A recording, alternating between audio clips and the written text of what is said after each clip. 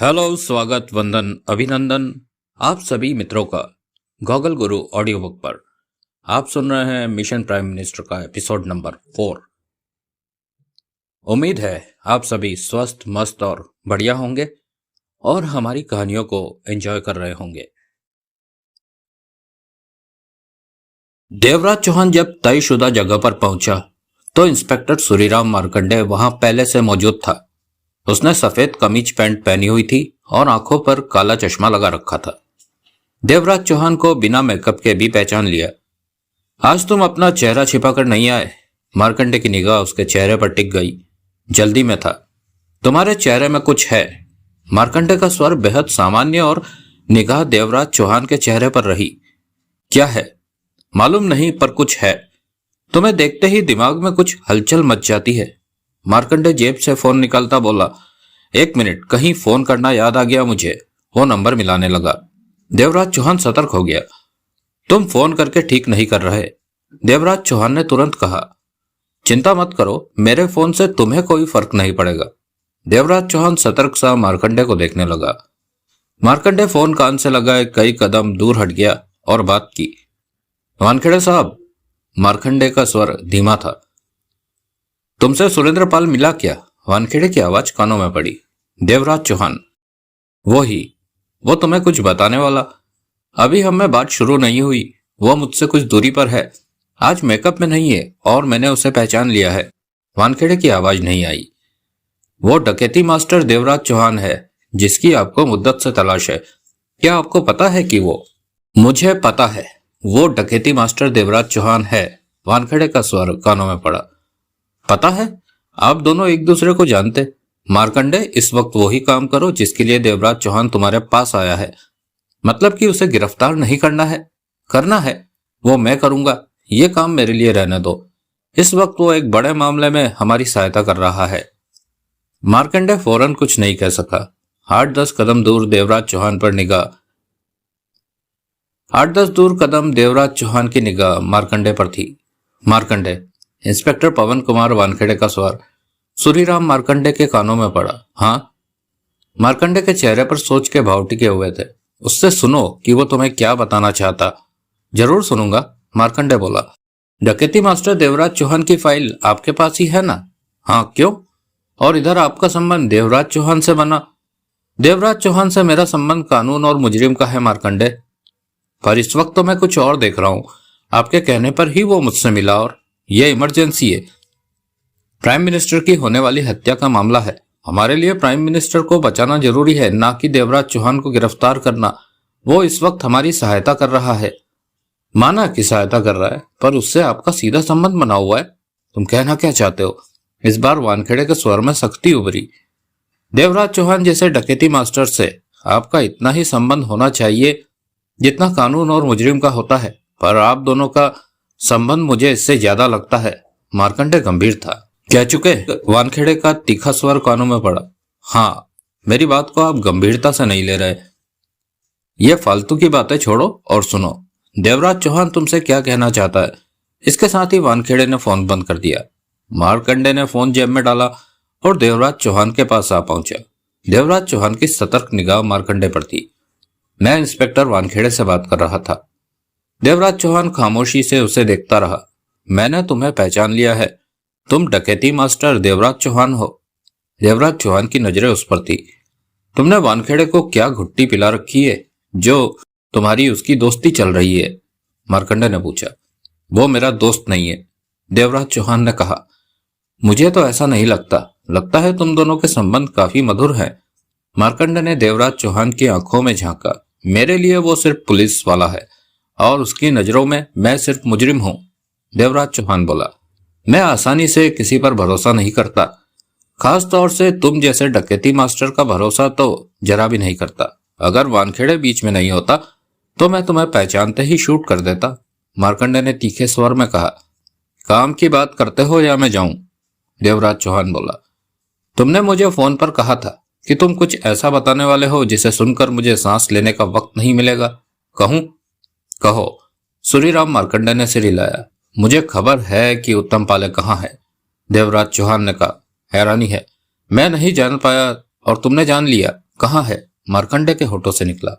5 दिन बाद जब प्राइम मिनिस्टर मुंबई पहुंचेंगे और एयरपोर्ट से सीधे गांधी मैदान भाषण देने जाएंगे, तब उत्तम पाले प्राइम मिनिस्टर को शूट करेगा। इस बात की भी पक्की खबर है। वो कहां से शूट करेगा ये भी पता है।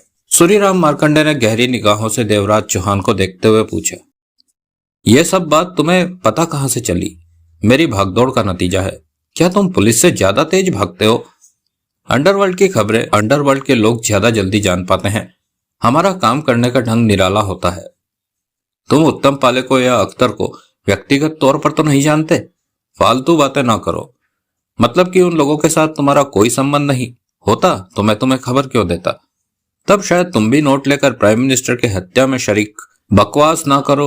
देवराज चौहान के दांत भीज गए। मार्कंडे फौरन सिर हिलाकर बोला, माफ करना, मैं कुछ ज्यादा ही सख्त बात कह गया। पुलिसिया हूं, आदत सी पड़ गई है इस तरह की बातें करने की।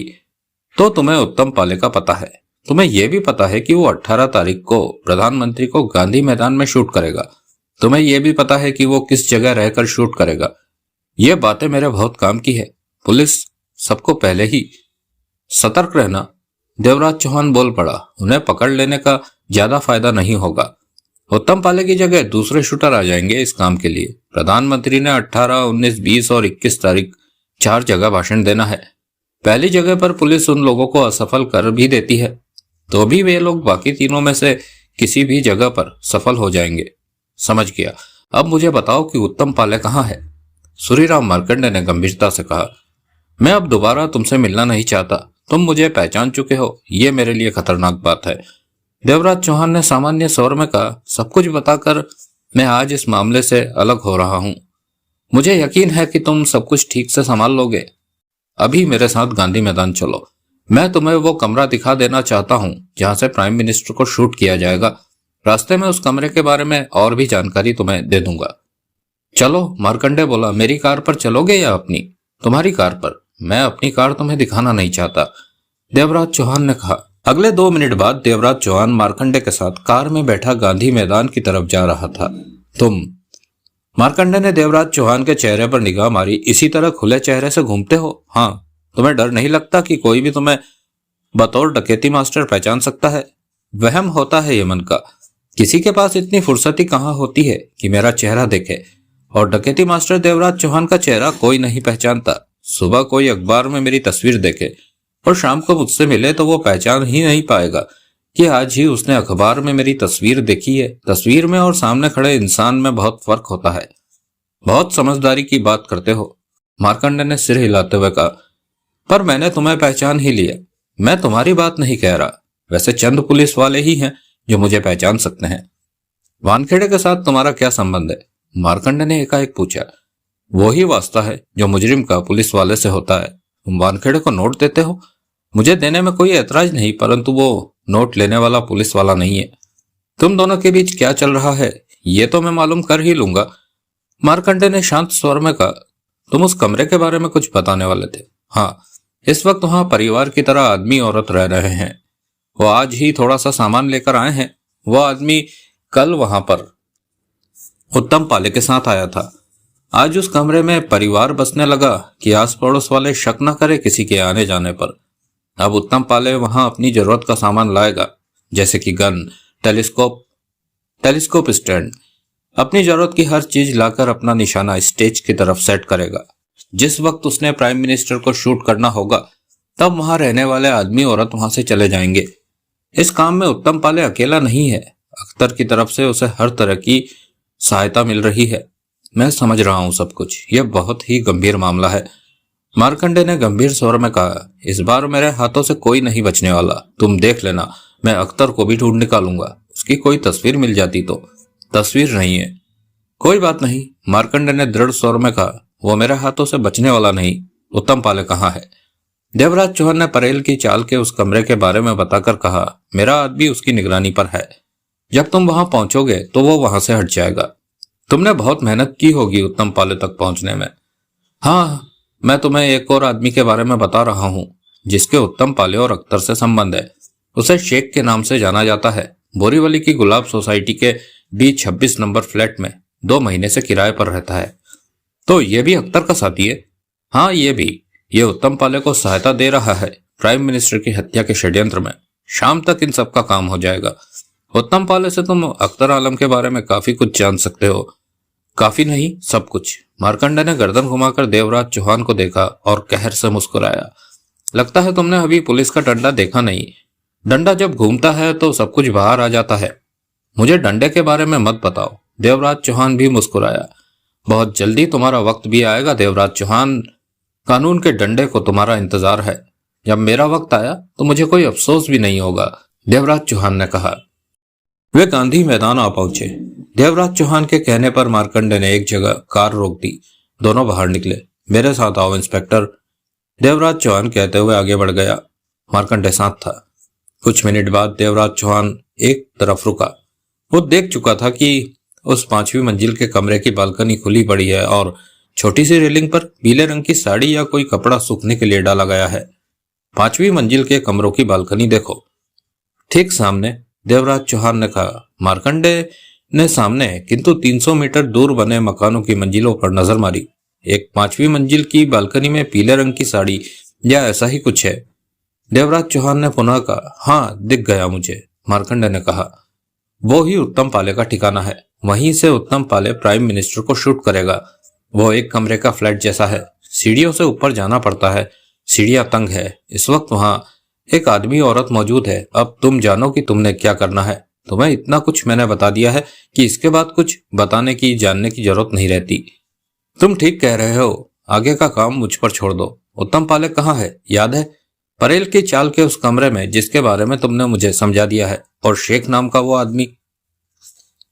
Borivali Gulab society, flat number B26, Markande ने फौरन कहा। मैं समझ नहीं पा रहा हूं कि तुम्हें धन्यवाद कहूं या ना कहूं, क्योंकि तुम भी तो कम नहीं। आखिरकार डकैती मास्टर हो और मैं आतंकवादी नहीं हूं, देवराज चौहान ने कहा और पलटकर पैदल ही वापस चल पड़ा। मार्कंडे ने उसे रोकने की चेष्टा नहीं की। चलते चलते देवराज चौहान ने सिगरेट सुलगा ली। शाम के 4 बज रहे थे। धूप अब तीखी होने लगी थी।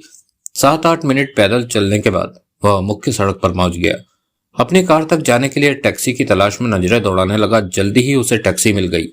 पीछे की सीट पर बैठते हुए ड्राइवर को बताया कि कहां जाना है। इसके साथ ही ये जानने के लिए पीछे नजर मारी कि कहीं मार्कंडे उसके पीछे तो नहीं आ रहा, परंतु ऐसा कुछ नहीं था।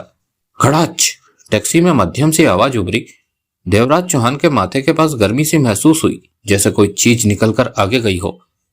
देवराज चौहान की निगाह फौरन खिड़की की तरफ गई।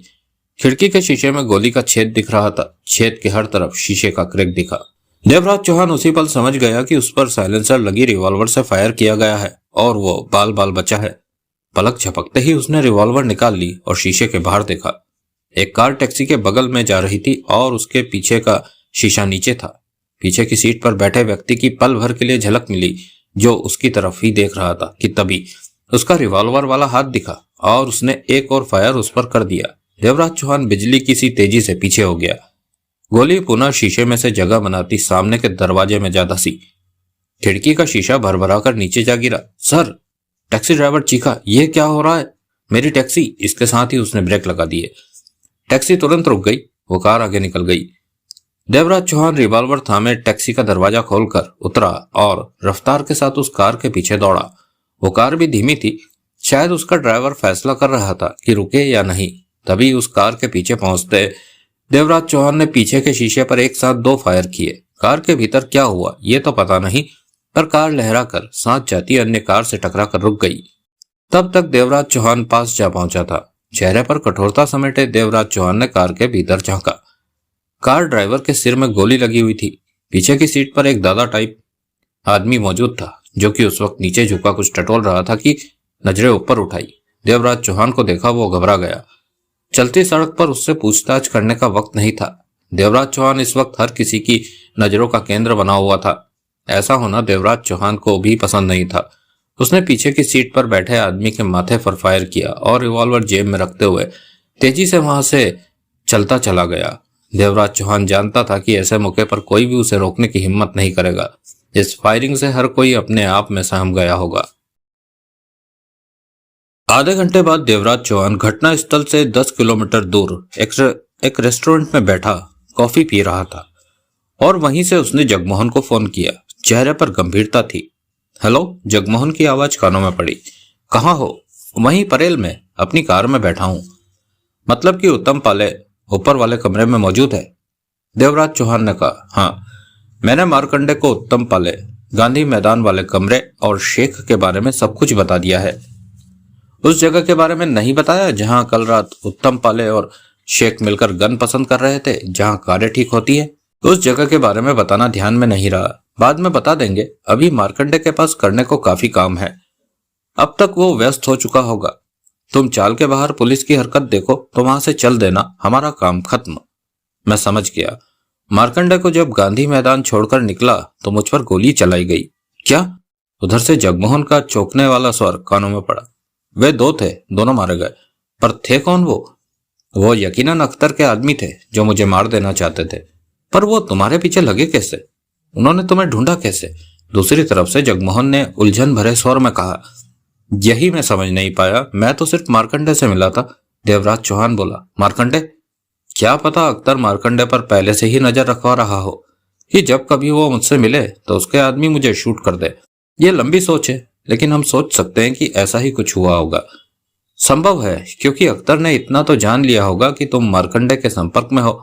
पिछली बार जब सोहराब को धारावी से पकड़ा गया तो तुम मार्कंडे के साथ ही थे। जगमोहन की आवाज कानों में पड़ी। तुम वहां पुलिस की हरकत देखो तो बंगले पर आ जाना, मैं वहीं मिलूंगा, देवराज चौहान ने कहा और फोन बंद कर दिया। देवराज चौहान से बात किए जगमोहन को 15-20 मिनट ही बीते थे कि उसने उत्तम पाले को देखा, जो कि अपने कमरे से बाहर निकला था और दरवाजे पर ताला लगा रहा था। जगमोहन सतर्क हो गया तो उत्तम पाले कहीं जा रहा था। जगमोहन फौरन कार के भीतर से पीछे से स्टीयरिंग सीट पर आया और कार स्टार्ट कर ली। चंद मिनट बीते कि चाल के मुख्य गेट से उत्तम पाले लापरवाही भरे अंदाज में बाहर निकला और गली के उस तरफ बढ़ गया जिस तरफ मुख्य सड़क आती थी। जगमोहन कार में बैठा उसे देखता रहा। जब वो बाहर हो गया तो जगमोहन ने कारों की कतार में से बाहर निकाला और मध्यम सी रफ्तार से आगे बढ़ा दिया। गली में और लोग भी आ जा रहे थे। उत्तम पाले की चाल से लग रहा था जैसे उसे कोई जल्दी ना हो। जल्दी ही उत्तम पाले गली के बाहर आ पहुंचा। जगमोहन जानता था कि उत्तम पाले की कार चाल के सामने ही कारों की कतार में खड़ी है, परंतु उसने कार नहीं उठाई थी। या तो वो पास ही कहीं जा रहा था या कार इस्तेमाल करने का उसका इरादा नहीं था। हो सकता है वो अख्तर आलम से मिलने जा रहा हो। जगमोहन की सोचें एक साथ हर तरफ दौड़ रही थी। गली से बाहर निकलकर उत्तम पाले आगे बढ़ता हुआ मुख्य सड़क पर आ गया। जगमोहन को लगा कि शायद वो टैक्सी लेगा, इसके अलावा मुख्य सड़क पर जाने का कोई मतलब नहीं था। जगमोहन ने कार को गली के किनारे पर रोक दिया। यहां से उत्तम पाले स्पष्ट नजर आ रहा था। अगर वो टैक्सी लेता है तो आसानी से उसका पीछा जारी रख सकता है, लेकिन अगले ही पल वो हुआ जिसने जगमोहन को बुरी तरह चौंका दिया। उत्तम पाले ने एकाएक गर्दन घुमाकर गली के किनारे खड़ी उसकी कार की तरफ देखा। जगमोहन का दिल धड़क उठा कि क्या उत्तम पाले को पीछा होने का अंदेशा हो गया है। मात्र 20-30 सेकंड में ही उत्तम पाले ने उसकी कार की तरफ देखा। फिर उत्तम पाले को उसने मुस्कुराते हुए देखा। उसके बाद उत्तम पाले का हाथ ऊपर उठाकर बाएं दाएं की मुद्रा में हिलता देखा। जगमोहन चीख उठा। इससे स्पष्ट हो गया कि उत्तम पाले को अपना पीछा किए जाने का पता है। जगमोहन तेजी से कार से बाहर निकला। वो उत्तम पाले की तरफ दौड़ लगा देना चाहता था कि उसी पल तेज रफ्तार कार उत्तम पाले के पास रुकी। उत्तम पाले कार का दरवाजा खोलकर भीतर बैठा तो कार दौड़ती चली गई। जगमोहन पुनः कार में बैठा और रफ्तार से कार को आगे दौड़ाते सड़क पर आ गया। वो उत्तम पाले का पीछा छोड़ना नहीं चाहता था। खेल खुल चुका था तो जगमोहन ने रिवॉल्वर का इस्तेमाल करने में ही समझदारी समझी, परंतु आगे वाली कार का ड्राइवर इतना दक्ष था कि मात्र अगले 5 मिनट में उसने जगमोहन से पीछा छुड़ा लिया था। उस कार को ढूंढने के लिए जगमोहन काफी देर तक सड़कों पर कार दौड़ाता रहा, परंतु कोई फायदा ना हुआ। उत्तम पाले हाथ से निकल चुका था। जगमोहन बंगले पर पहुंचा तो शाम घिरने लगी थी। उसने अभी तक देवराज चौहान को फोन करके नहीं बताया था कि उत्तम पाले उसके हाथ से निकल चुका है। चेहरे पर परेशानी की छाया ठहरी हुई थी। देवराज चौहान बंगले पर मिला, परंतु जगमोहन का चेहरा देखकर उसकी आंखें सिकुड़ी। क्या हुआ? देवराज चौहान के होठों से निकला। कुछ समझ में नहीं आ रहा, उत्तम पाले मेरे हाथ से निकल गया। बैठते हुए जगमोहन ने कहा। यह कैसे हो सकता है? देवराज चौहान के माथे पर बल पड़ गए। ये हो चुका है। मैंने अपनी तरफ से कोई लापरवाही नहीं की थी। हैरानी की बात तो यह है कि वो जानता था कि उस पर नजर रखी जा रही है।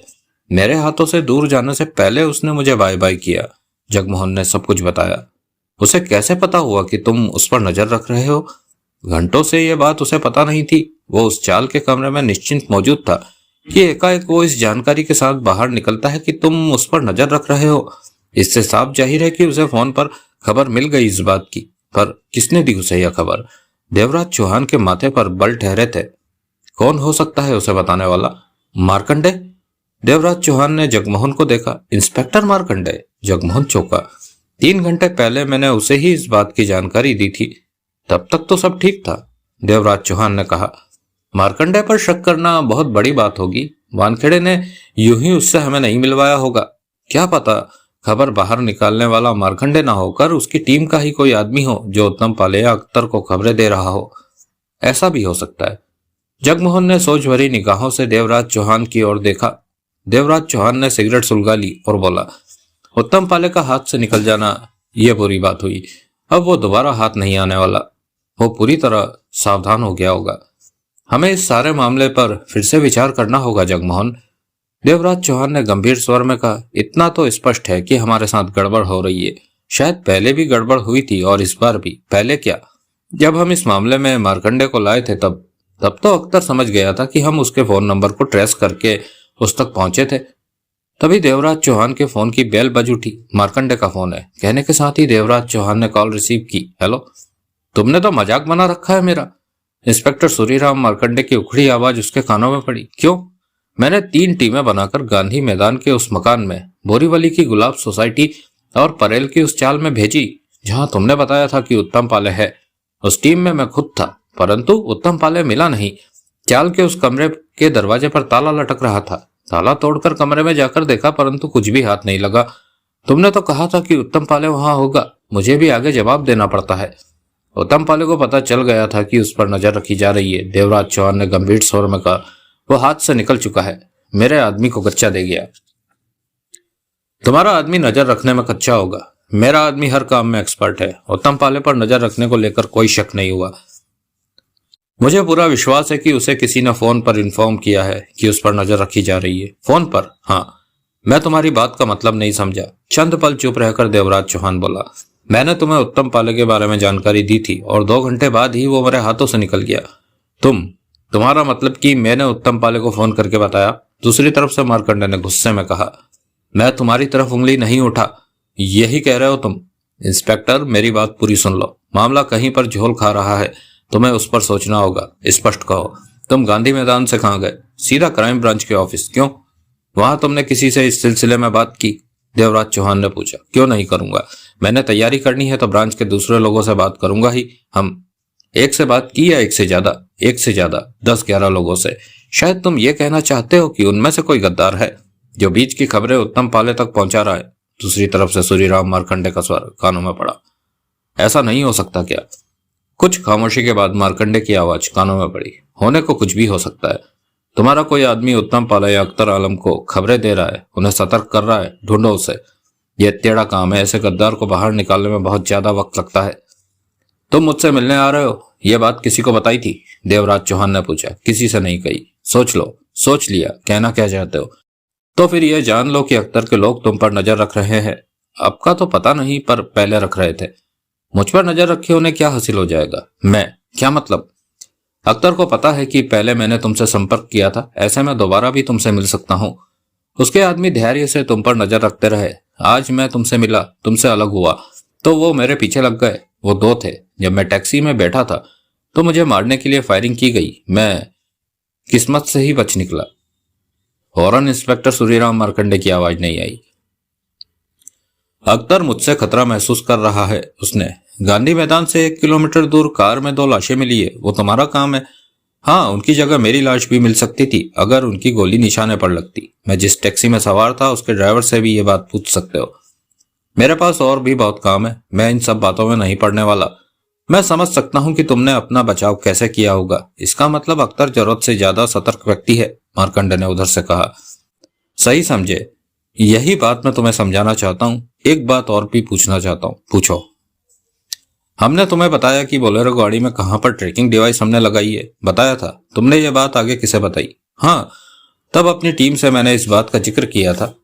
तो ये बात तय हो गई कि तुम्हारी टीम में कोई गद्दार है, क्योंकि हमारी नजरों के सामने अख्तर के 2 लोगों ने बोलेरो गाड़ी को खोला और सीधे सीधे स्टीयरिंग के नीचे के कवर को हटाकर डिवाइस को बेकार कर दिया। यानी कि अख्तर उन्हें बता चुका था कि डिवाइस बोलेरो में कहां लगाई गई है। तुम्हारी बातें मेरा दिमाग खराब कर रही है। पहले जब तुमने अख्तर के ठिकाने पर रेड की तो वहां कोई नहीं मिला। इन 2 दिनों में अख्तर जिससे मिलने जहां जहां गया था वहां भी तुम्हें कोई नहीं मिला। स्पष्ट है कि तब भी सब बातें अख्तर के कानों तक पहुंच गई थी। मैं परेशान हो रहा हूं तुम्हारी बातें सुनकर। परेशानी मुझे भी हुई थी जब मेरा हकीकत से सामना हुआ था, परंतु अब हालात मेरे सामने खुल चुके हैं। तुम अख्तर की नजरों में हो। तुमसे कोई भी बात करना अब खतरनाक है मेरे लिए। ये क्या कह रहे हो? मैं सब कुछ तुम्हारे हवाले करके इस मामले से अलग हो जाना चाहता था, लेकिन अब के हालातों को देखते हुए मैं समझ नहीं पा रहा हूं कि क्या करूं। जबकि उत्तम पाले दूसरी बार मेरी नजरों से, मेरे हाथों से निकल गया है। मुझे पूरा यकीन है कि अख्तर जैसे खतरनाक आतंकवादी ने क्राइम ब्रांच के कई लोगों को खरीद रखा होगा कि भीतर की खबरें मिलती रहे। क्राइम ब्रांच ही नहीं, हर सरकारी महकमे में अख्तर के जासूस मौजूद होंगे। देवराज चौहान ने कहा, मैं समझ नहीं पा रहा हूं कि तुमसे क्या कहूं। मार्कंडे का गंभीर स्वर कानों में पड़ा। मैं तुमसे इतना ही कह सकता हूं कि प्राइम मिनिस्टर की हत्या होने से रोको।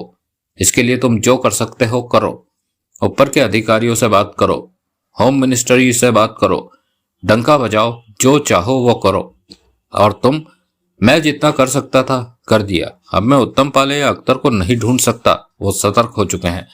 देवराज चौहान ने कहा, तुम खुद को इस मामले से अलग कर रहे हो पूरी तरह। यह काम मेरा नहीं है। मैं तो यूं ही इस मामले में आ फंसा था। ये ऐसा आतंकवादी मामला है जिसे सिर्फ कानून के हाथ ही संभाल सकते हैं। इन बातों का वास्ता प्राइम मिनिस्टर से है और वहां तक मेरी पहुंच नहीं। मैं देखूंगा कि इस मामले में मैं क्या कर सकता हूं। इंस्पेक्टर सूरीराम मार्कंडे का गंभीर स्वर कानों में पड़ा। उस गद्दार को भी ढूंढ निकालूंगा जो क्राइम ब्रांच में छिपा अख्तर को खबरें दे रहा है। तुमने बताया नहीं कि गांधी मैदान में जब 5वीं मंजिल पर तुम्हारी टीम पहुंची तो क्या हुआ? देवराज चौहान ने पूछा। कमरे पर ताला लगा मिला। आसपास से पूछा तो पता लगा एक आदमी औरत घंटा भर पहले ही वहां से गए हैं। टीम ने ताला तोड़ा तो वहां थोड़ा सा सामान रखा मिला। कोई सुराग हाथ नहीं लगा। मार्कंडे का स्वर कानों में पड़ा। शेख भी गुलाब सोसाइटी में अपने फ्लैट पर नहीं मिला। वो जिस कार को इस्तेमाल करता था वो वहीं खड़ी पाई गई। यानी कि वो कार भी वो वहीं छोड़ गया था कि कार उसके लिए खतरा न बन जाए। ऐसे हमारे लोग दोनों जगह पर मौजूद है कि शायद कोई लौटे। कोई नहीं लौटने वाला। अब ये तुम्हारा काम है, तुम जानो। कहकर देवराज चौहान ने फोन बंद कर दिया। जगमोहन खामोश सा सामने बैठा देवराज चौहान की बातें सुन रहा था। देवराज चौहान की बातों से लगभग पूरी तरह अंदाजा हो गया था उसे कि क्या बातें चल रही है। कुछ पूछने की उसने जरूरत समझी नहीं। तो हम इस काम से हट रहे हैं, जगमोहन ने कहा। हम कुछ खास कर भी तो नहीं सकते। हम इस काम को छोड़ने वाले नहीं, देवराज चौहान ने दृढ़ स्वर में कहा। क्या? जगमोहन की आंखें सिकुड़ी। प्रधानमंत्री की हत्या का षड्यंत्र रचा जा रहा है। अगर हत्या हो गई तो देश को भारी नुकसान होगा। पाकिस्तान की खुफिया एजेंसी ISI की साजिश सफल हो जाएगी। अख्तर और उत्तम पाले। पर तुमने मार्कंडे से कहा कि तुम इस काम को छोड़। उसे यह कहना जरूरी था ताकि वो अपने तौर पर इस मामले के बारे में सोचे। पिछली 2 बार की तरह ये ना सोचे कि हम ही उसे सारी खबरें देंगे। वो अपने तौर पर काम करेगा और हम अपने ढंग से। लेकिन हमारे पास करने को है ही क्या? उत्तम पाले नजरों से निकल गया। अख्तर का हमें पता नहीं और करने को बहुत कुछ है। करना चाहे तो क्या नहीं कर सकते। प्रशासन को सतर्क करने के लिए हमें कुछ ऐसा करना होगा कि सबकी निगाहें प्रधानमंत्री की सुरक्षा पर जा लगे, देवराज चौहान ने कहा। ऐसा क्या करेंगे हम? मेरे दिमाग में कुछ है, ऐसा कुछ कि महाराष्ट्र सरकार सिर्फ इसी काम पर लग जाएगी। क्या? मुंबई में हर खास जगह पर हम अख्तर की तरफ से ISI की तरफ से पोस्टर छपवा कर लगवा देंगे जिसमें कि प्राइम मिनिस्टर की हत्या कर देने के बारे में कहा गया होगा, धमकी होगी। इन पोस्टरों को प्रशासन और सरकारी एजेंसियां नजरअंदाज नहीं कर सकती। ऐसे में प्राइम मिनिस्टर के पुख्ता सुरक्षा संबंधों को लेकर भागदौड़ शुरू हो जाएगी, देवराज चौहान बोला। पोस्टर दीवारों पर लगाएगा कौन? ऐसे पोस्टर लगाते वक्त कोई पकड़ा गया तो? ये काम छुट भैया बदमाश करेंगे। उन्हें पैसे ज्यादा देने होंगे, वे ये काम कर देंगे। ये काम हम सरकार को सजग करने के लिए कर रहे हैं, जगमोहन ने पूछा। हाँ, क्योंकि हम सीधे सीधे सरकार के बड़े अधिकारियों से संपर्क नहीं कर सकते। हमारे फंसने का अंदेशा है। अगर फोन पर यह बात कहते हैं तो कोई हमारी बात पर विश्वास करेगा नहीं। परंतु प्रधानमंत्री की हत्या करने की धमकी पोस्टरों में छपी होगी तो तमाम सुरक्षा एजेंसियां अलर्ट हो जाएंगी। ऐसे में प्राइम मिनिस्टर साहब की हत्या कर पाना आसान नहीं होगा। आइडिया बुरा नहीं। जगमोहन ने सिर हिलाया। ये कोशिश करके देखी जा सकती है। हम अख्तर की उस जगह को भी जानते हैं जहां तुमने उत्तम पाले और शेख को एक साथ देखा था, जब उत्तम पाले गन पसंद कर रहा था, जहां कारें ठीक होती है। देवराज चौहान गंभीर दिखा। अगर तुम मार्कंडे को बताना भूल न गए होते तो अब तक वो जगह भी खाली हो गई होती, जगमोहन बोला। हाँ, मुझे पूरा विश्वास है कि वहां अभी भी सब कुछ वैसा ही चल रहा होगा जैसा कि पहले चल रहा था। मेरे ख्याल में हमें आराम से नहीं बैठना चाहिए। तुम वहां जाओ और नजर रखो। मैं पोस्टर छपवाने का इंतजाम करता हूँ। ऐसे पोस्टर छापेगा कौन? जगमोहन ने कहा। यह काम पठान करवा देगा। दीवारों पर चिपकाने के लिए आदमियों का इंतजाम भी वही करके देगा। मैं पठान के पास जाता हूँ और तुम अख्तर के उस ठिकाने पर नजर रखो। हमें एक बार फिर इस मामले की शुरुआत करनी होगी। देवराज चौहान सुबह 4 बजे लौटा। जगमोहन बंगले पर नहीं था। उसने आते ही कपड़े बदले और नींद की आगोश में जा डूबा। सुबह 8 बजे उसकी आंख खुल गई। जगमोहन को तलाश किया परंतु वो बंगले पर नहीं था। किचन में पहुंचकर देवराज चौहान ने कॉफी बनाई और जगमोहन को फोन किया। जगमोहन ने फौरन कॉल रिसीव की। कहो, तुम लौटे नहीं? देवराज चौहान ने पूछा। मैं इस जगह की निगरानी कर रहा हूं। रात 3 लोग कारों पर आए थे। शायद वे अपनी कारें ठीक कराने आए थे, परंतु मैंने उनके पीछे जाकर देखा कि वो कहां जाते हैं। तीनों अलग अलग जगहों पर गए। वो जगह मैंने देख ली है। ये तो तुमने बहुत अच्छा किया। मैं घंटे भर में तुम्हारे पास पहुंचता हूं, फिर तुम बंगले पर आ जाना। तुम्हारे काम का क्या हुआ? उधर से जगमोहन ने पूछा। पोस्टर छप गए हैं, देवराज चौहान ने कहा। लगेंगे कब? आज रात को। ये बढ़िया आइडिया है। पूरी महाराष्ट्र सरकार में खलबली मच जाएगी। अख्तर का प्लान चल नहीं सकेगा। तुम अख्तर को कम आंक रहे हो। वो शातिर पीछे हटने वालों में से नहीं है। काम कर जाने की पूरी चेष्टा करेगा। देवराज चौहान ने शब्दों पर जोर देकर कहा। वो पोस्टरों का भी कोई तोड़ निकाल लेगा। वो कम होता तो कब का हमारी पकड़ में आ गया होता। दिन बीत गया। देवराज चौहान अख्तर के उस ठिकाने की निगरानी करता रहा। 3-4 लोग वहां कारों पर आए थे। देवराज चौहान ने सबका पीछा किया कि वो कहां जाते हैं। उनका ठिकाना देखा। इसी में दिन बीत गया। शाम ढलते ही जगमोहन आ गया। वो नींद पूरी कर आया था। कुछ हुआ? जगमोहन ने पूछा। 3-4 लोग आए थे। वापसी पर 2-1 ही जगह गए, बाकी 2 अलग अलग। मैंने पीछा करके सब देखा। कल रात तुमने 3 लोगों का पीछा करके उनका ठिकाना देखा था। मेरे ख्याल में हमें हरकत में आ जाना चाहिए। हमारी नजरों में 7 आदमी और 6 जगह हैं। आज रात उन्हें घेरने की कोशिश करते हैं, देवराज चौहान ने कहा। वे मामूली लोग भी हो सकते हैं जो अख्तर या उत्तम पाले का ठिकाना ना जानते हो। चेक करके देखते हैं। तो आज रात यहां नजर न रखी जाए। जगमोहन ने उस 2 मंजिला इमारत पर नजर मारी। हमें अब तेजी दिखानी है। पहले हम मार्कंडे को खबर देते रहे, परंतु हमारे शिकार गायब होते रहे। उन्हें पहले ही खबर मिल जाती थी। अब हम खुद ये काम करेंगे, देवराज चौहान ने सख्त शब्दों में कहा। पोस्टर आज रात लग जाएंगे? जगमोहन ने पूछा। पूरे मुंबई में लग जाएंगे। पठान इस काम को रातों रात पूरा कर देगा। कितना पैसा दिया उसे? 15 लाख। पठान को बताना पड़ा कि सारा मामला क्या है, तभी वो काम करने को राजी हुआ। पहले तो हिचकिचा रहा था। ये काम ही ऐसा है, फंसे तो सारी उम्र जेल में। प्राइम मिनिस्टर साहब परसों शाम को आ रहे हैं। जगमोहन बोला। मतलब कि कल की सुबह मुंबई के लोगों के लिए उलझन भरी होगी, क्योंकि वे उस पोस्टर को पढ़ रहे होंगे। रात के 9 बज रहे थे। जगमोहन ने सड़क किनारे कार रोक दी। पास ही मकानों की कतार शुरू हो रही थी। वहां पर 2 कारें पहले से ही मौजूद थी। उन दोनों कारों को देखकर जगमोहन की आंखें सिकुड़ी और देवराज चौहान से बोला। ये तो वही कारें हैं जिनका कल रात मैंने पीछा किया था। ये अलग अलग जगह पर गई थी। हम उस व्यक्ति के ठिकाने पर आए हैं जिसका कल रात तुमने पीछा किया था, देवराज चौहान ने कहा। हाँ, और यहाँ वो 2 कारें भी हैं जो कल रात अलग अलग जगह पर गई थी। हाँ, इसका मतलब वो लोग यहाँ इकट्ठे हुए पड़े हैं। देवराज चौहान का स्वर सख्त हो गया। कौन सा मकान है वो? ये ही पास वाला, पहला। देवराज चौहान ने मकान को देखा, फिर सीट के नीचे हाथ डालकर रिवॉल्वर निकाली और डैशबोर्ड से साइलेंसर निकालकर उस पर चढ़ाया और जेब में रखकर कार का दरवाजा खोला। आओ। दोनों कार से बाहर निकले। कल मैंने 3 कारों का पीछा किया था। एक कार में 2 लोग थे, जगमोहन ने कहा। जिसका यह मकान है उसकी कार कहाँ है? यहीं होनी चाहिए, आसपास होगी। जगमोहन ने आसपास नजरें घुमाते हुए कहा। दोनों मकान के दरवाजे की तरफ बढ़ गए। सीधी तरह ये लोग अख्तर या उत्तम पाले के बारे में मुंह खोलने वाले नहीं। हमारे पास इतना वक्त भी नहीं है कि इनका मुंह खुलवाने की कोशिश करते रहे। हमें इन लोगों से सख्ती से पेश आना है। देवराज चौहान का स्वर कठोर था। जगमोहन ने सिर हिला दिया। देवराज चौहान दरवाजे पर पहुंचा। अंधेरा था, मकान के भीतर रोशनी हो रही थी। उसने जेब से साइलेंसर लगी रिवॉल्वर निकाली और दरवाजा थपथपाया। भीतर से उठती आवाजें दरवाजे तक आ रही थी। तभी कदमों की आवाज दरवाजे तक आती सुनाई दी। दरवाजा खुला। मध्यम से कद का आदमी सामने दिखा। देवराज चौहान ने रिवॉल्वर की नाल उसके पेट से सटा दी। ये क्या? वो चौंका। भीतर चलो, इसी तरह, पलटना नहीं, उल्टे पांव। देवराज चौहान दबे स्वर में गुर्राया। वो हक्का बक्का सा उल्टे पांव चलने लगा। 3 कदम वे दोनों भीतर गए तो जगमोहन ने भीतर प्रवेश किया और दरवाजा बंद कर दिया। कौन हो तुम लोग? वो असामान्य सा बोला। मुंह से विस्की की स्मेल आई। उस कमरे में चलो जहां बाकी लोग हैं। देवराज चौहान दांत पीछे बोला। उधर चलो।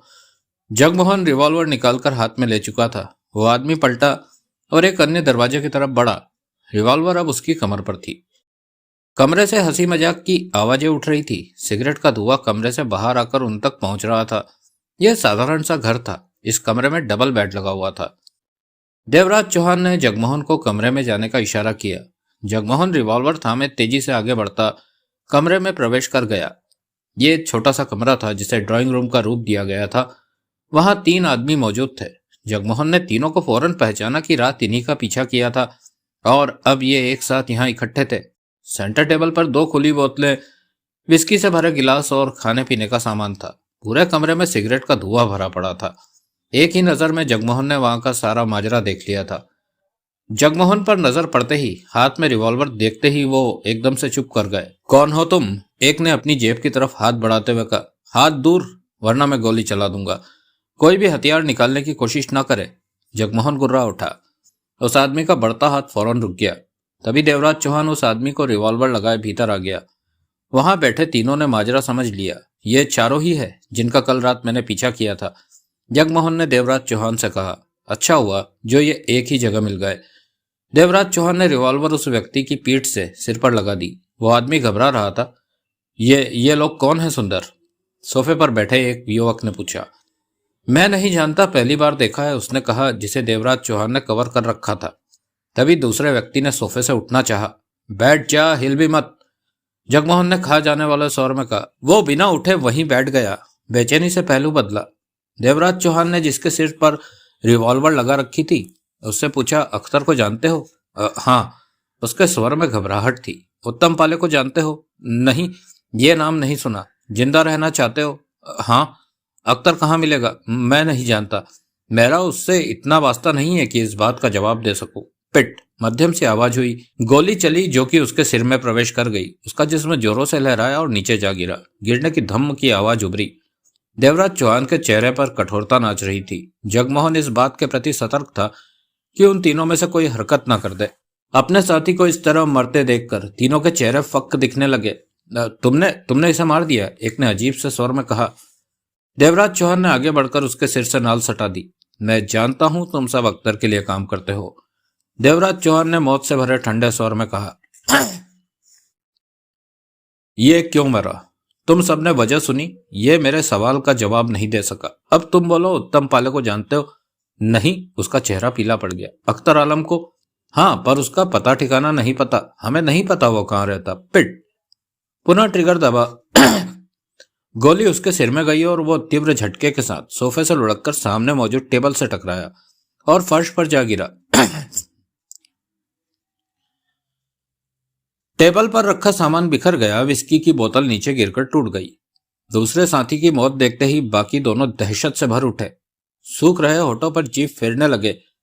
डर से भरी निगाहें देवराज चौहान पर जा टिकी। एक ने जल्दी से कहा, हमें मत मारो, हम सच में अख्तर का ठिकाना नहीं जानते। पिट। रिवॉल्वर की नाल से चमक उभरी और गोली छाती पर ठीक दिल वाले हिस्से पर लगी। चौथे ने मौत सामने देखकर जल्दी से जेब से रिवॉल्वर निकालनी चाहिए। पिट पिट। देवराज चौहान के रिवॉल्वर से 2 खामोश फायर हुए और चौथा भी जिंदा नहीं बचा। ये लोग सच में अख्तर का ठिकाना नहीं जानते थे। देवराज चौहान बोला, वरना जरूर बता चुके होते। शायद वो लोग बता सके जिनका दिन में पीछा करके तुमने देखा था कि वो कहाँ गए हैं। जगमोहन ने कहा, उन तीनों को भी देख लेते हैं। देवराज चौहान रिवॉल्वर कमर के साथ पैंट में फंसाता सख्त स्वर में क्या उठा। अगले 4 घंटे देवराज चौहान और जगमोहन ने उन तीनों व्यक्ति तक पहुंचने में लगाए। एक तो मिला ही नहीं, बाकी 2 मिले, परंतु अख्तर के बारे में वो कुछ भी नहीं बता सके। उत्तम पाले का नाम उन्होंने सुना नहीं था, ऐसे में उन्हें भी अपनी जान गंवानी पड़ी। रात 3 बजे दोनों वापस बंगले पर आ पहुंचे थे। अगले दिन की सुबह मुंबई के लिए सनसनीखेज रही। पूरा मुंबई पोस्टरों से अटा पड़ा था। ऐसा कोई इलाका नहीं था जहां पोस्टर ना लगे हो। रात गश्त करती पुलिस से 2 जगह पर उन लोगों से मुठभेड़ भी हुई जो पोस्टर लगा रहे थे, परंतु मुठभेड़ का कोई फायदा ना हुआ। पोस्टर लगाने वाले पोस्टर छोड़कर अपनी गाड़ी में फरार हो गए थे। सुबह जिसने भी पोस्टरों को पढ़ा हक्का बक्का रह गया। लिखा था, प्राइम मिनिस्टर की मुंबई यात्रा उनकी जिंदगी की आखिरी यात्रा बनने जा रही है। हम प्राइम मिनिस्टर की हत्या कर देंगे। नीचे किसी का नाम नहीं लिखा था। सफेद बड़े कागज पर काली स्याही से ये पोस्टर छपे थे। पोस्टर पर छपे शब्द जनता तो क्या, प्रशासन को भी सकते में डालने के लिए काफी थे। सारी मशीनरी फौरन हरकत में आ गई। टीवी मीडिया वाले शोर मचाने लगे। हर न्यूज चैनल पर इन्हीं पोस्टरों को दिखाया जा रहा था। पूरे मुंबई में इन्हीं पोस्टरों की चर्चा थी कि आखिर ये सब किसने किया, कौन प्रधानमंत्री की हत्या करना चाहता है। पुलिस तथा अन्य सुरक्षा एजेंसियां भाग दौड़ करने लगी। देवराज चौहान जो चाहता था वो ही हुआ। इस बारे में वो सबकी नींद खोलना चाहता था और अब इन पोस्टरों को पढ़कर सबकी नींद हराम हो चुकी थी। उसकी कोशिश सफल थी। देवराज चौहान की आंख 10 बजे खुली तो जगमोहन को जगह ही नहीं पाया। वो टीवी खोले बैठा कॉफी के घूंट भर रहा था। बधाई हो। देवराज चौहान को कमरे में प्रवेश करते देखकर वो मुस्कुराकर बोला, हम पूरी तरह सफल रहे। पोस्टरों ने कमाल कर दिया। सरकार में भूकंप आ गया है, क्योंकि यह मामला प्राइम मिनिस्टर साहब से ताल्लुक रखता है। न्यूज चैनलों ने तूफान मचा रखा है। महाराष्ट्र सरकार की जड़ हिला दी है इन पोस्टरों ने। यही तो हम चाहते थे। देवराज चौहान की नजर टीवी स्क्रीन पर थी। वो खबर सुन रहा था। अब वो क्या करेंगे? जगमोहन बोला। कौन? उत्तम पाले, अख्तर। जगमोहन देवराज चौहान को देखने लगा। अख्तर बहुत तेजी से सोचता है तो वो अपनी कोशिश छोड़ेगा नहीं। देवराज चौहान के चेहरे पर गंभीर सोचें उभरी।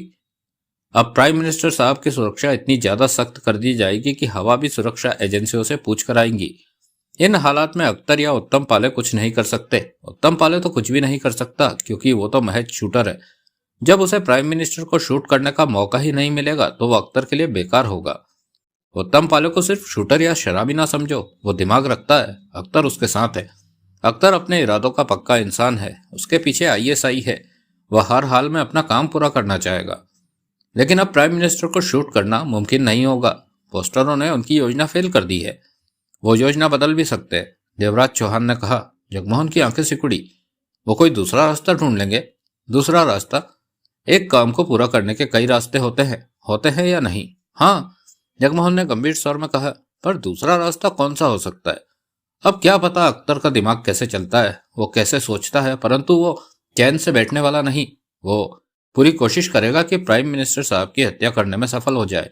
कहने के साथ देवराज चौहान ने सिगरेट सुलगा ली। संभव है पोस्टरों की खबरों के बाद प्राइम मिनिस्टर का मुंबई का दौरा ही रद्द कर दिया जाए, जगमोहन ने कहा। इस बात का हमें अंदाजा नहीं कि सरकार कैसे चलती है, वो क्या फैसले लेते हैं। मेरा मकसद इतना था कि सरकार के कानों में अच्छी तरह ठूस दिया जाए कि मुंबई में प्राइम मिनिस्टर की जान को खतरा है। मैंने अपना काम कर दिखाया। अब आगे जो करना है सरकार ने करना है। मुझे पूरा विश्वास है कि वो अपना काम कर लेंगे। प्रधानमंत्री को कुछ भी नहीं होगा। वो जब भाषण के लिए निकलेंगे तो भरपूर सुरक्षा में होंगे। सुरक्षा एजेंसियों को पता है कि प्रधानमंत्री को कैसे सुरक्षित रखना है। जगमोहन के चेहरे पर सोच के भाव दौड़ रहे थे। देवराज चौहान किचन में पहुंचा। अपने लिए कॉफी बनाई। 10 मिनट बाद कॉफी का प्याला थामे देवराज चौहान वापस पहुंचा। जगमोहन को टीवी में न्यूज देखते पाया। वहीं बैठकर देवराज चौहान ने कॉफी का घूंट भरा। तो इस मामले में हमारा काम खत्म? जगमोहन ने पूछा। हाँ, अब हमारी जरूरत नहीं। आगे का मामला सरकार संभालेगी, देवराज चौहान ने कहा। तभी दूसरे कमरे से देवराज चौहान का फोन बजने की आवाज आने लगी। जगमोहन उसी पल उठा और दूसरे कमरे से फोन लाकर देवराज चौहान को देते हुए बोला, वानखेड़े का फोन है। देवराज चौहान ने फोन लेकर वानखेड़े से बात की। ये मैं क्या सुन रहा हूँ? वानखेड़े की आवाज कानों में पड़ी। मुंबई में धमकी भरे पोस्टर लगे पड़े हैं। कि प्राइम मिनिस्टर की हत्या मुंबई में कर दी जाएगी। तुम्हें तो पता होगा। पता है इन पोस्टरों का क्या मतलब हुआ? पोस्टरों को पढ़कर मतलब समझ में आ जाता है। देवराज चौहान मुस्कुरा पड़ा। जो प्राइम मिनिस्टर की हत्या करना चाहेगा वो इस तरह ढोल क्यों पीटेगा? क्या ये पोस्टर अख्तर या उत्तम पाले ने लगाए हैं? नहीं। तुम्हें कैसे पता कि नहीं? तुमने ही तो कहा था कि वो लोग प्रधानमंत्री की जान के पीछे हैं। पोस्टर मैंने लगवाए हैं। क्या? वानखेड़े के स्वर में हैरानी आ गई। तुमने? हाँ, इसके लिए मैंने 15 लाख खर्च किया है। पर तुमने ऐसा किया क्यों? उधर से वानखेड़े अजीब भाव में कह उठा। प्रधानमंत्री को बचाने के लिए। सिर्फ मार्कंडे से मेरा मकसद हल नहीं हो रहा था। वो कितना भी काबिल क्यों ना हो, पर अख्तर और उत्तम पाले उससे तेज है। वो 4 कदम आगे चल रहे। मैं पूरी सरकार को बताना चाहता था इस खतरे के बारे में, परंतु मेरे लिए ये काम आसान नहीं था। पुलिस को मेरी तलाश है, मेरी बात पर कोई भरोसा नहीं करता। ऐसे में मेरे सामने सबसे बढ़िया रास्ता मुंबई में पोस्टर लगा देने का था। ओह, इससे अख्तर आलम की योजना को तगड़ा झटका लगा होगा, देवराज चौहान ने कहा। अब वो प्रधानमंत्री की हत्या करने से पहले 100 बार सोचेंगे, क्योंकि अब प्रधानमंत्री की सुरक्षा में कोई कोताही नहीं बरती जाएगी। पहले की तरह अब रास्ता इतना आसान नहीं होगा उनके लिए। जहां प्राइम मिनिस्टर का भाषण होगा वहां का जर्रा जर्रा पुलिस की नजरों में होगा। तुमने? वानखेड़े ने उधर से गहरी सांस लेकर कहा। पोस्टर छपवाकर बहुत दूर की सोची। देवराज चौहान ने कुछ नहीं कहा। मार्कंडे से बात हुई? मैंने उससे बात करना छोड़ दिया है।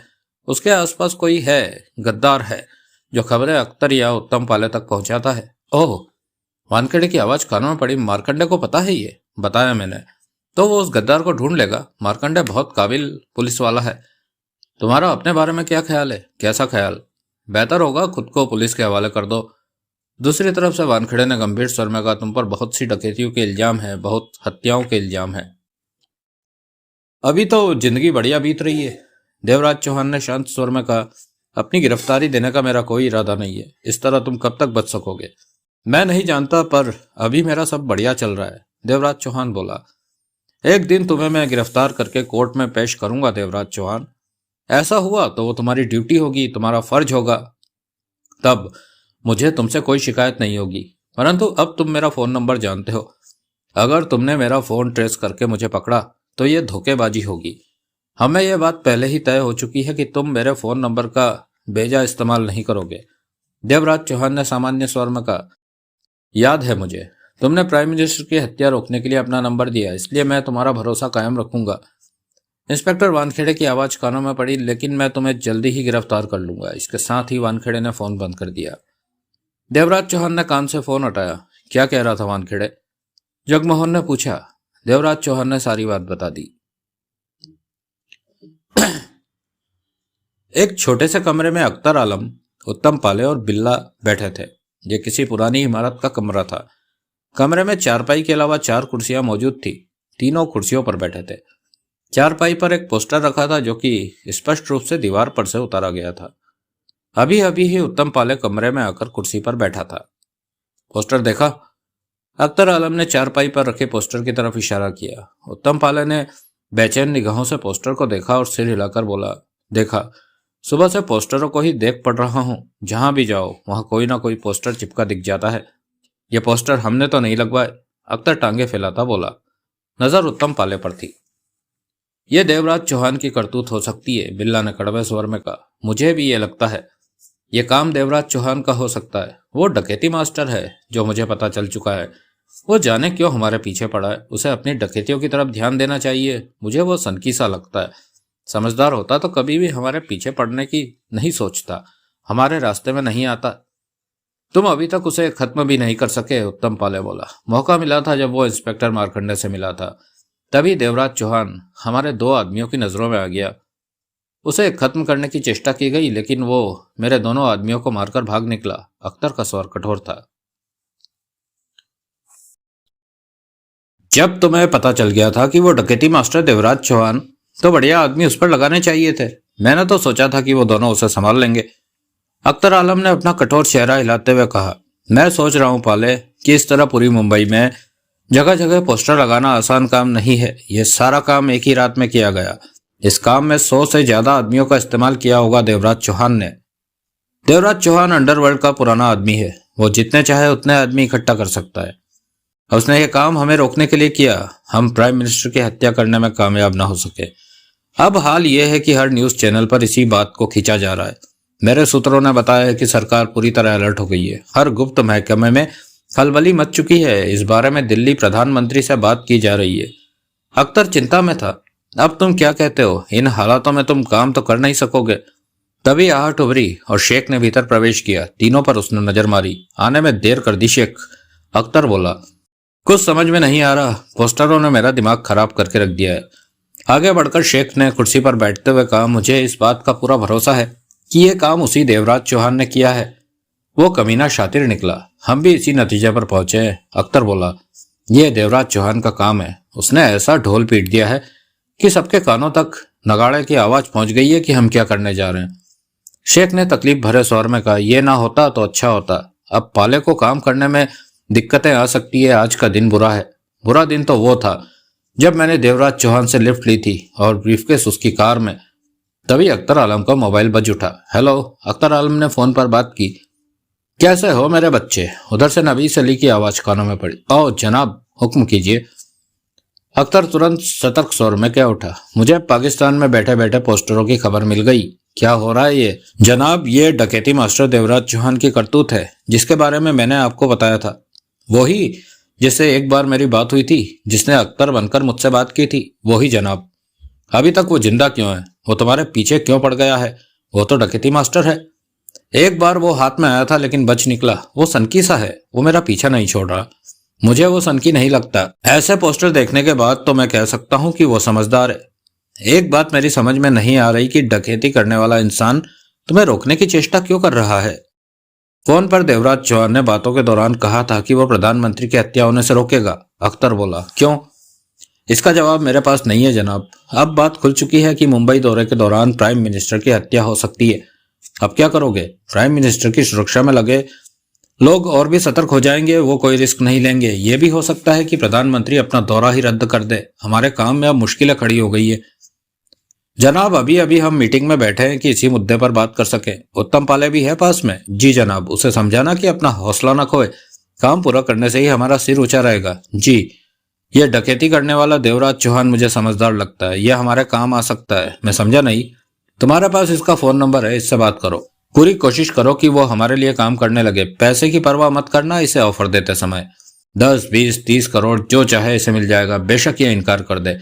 इससे नाराज मत होना, झगड़ा मत करना, बार बार बातें करते रहो।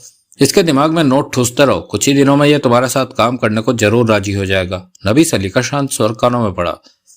मैं पूरी कोशिश करूंगा जनाब कि ऐसा हो जाए। अब जो भी प्रोग्राम बने मुझे बताना। मुझे चिंता है कि हमारा काम कैसे होगा। मैं आपको बताऊंगा। रही बात काम की तो उसे हम पूरा करने की पूरी चेष्टा करेंगे। चेष्टा नहीं अख्तर, काम करना ही है। यह हमारी नाक का सवाल है। मैंने कई लोगों से कह रखा है कि अख्तर मुंबई में प्रधानमंत्री के दौरे के दौरान उन्हें शूट करने वाला है। ऐसा अब हो जाना चाहिए। जी जनाब, पक्का हो जाएगा। अख्तर बोला। फोन कट गया। अख्तर ने फोन वाला हाथ नीचे किया और बोला, जनाब का फोन था पाकिस्तान से। वो चाहते हैं कि काम हर हाल में पूरा हो। पोस्टर के बाद अब प्रधानमंत्री की सुरक्षा बढ़ जाएगी। शेख बोला, हमें हर हाल में यह काम करना है। अख्तर ने दृढ़ स्वर में कहा। उत्तम पाले ने बिल्ला से कहा, बोतल गिलास लेकर आ। बिल्ला उठा और बाहर निकल गया।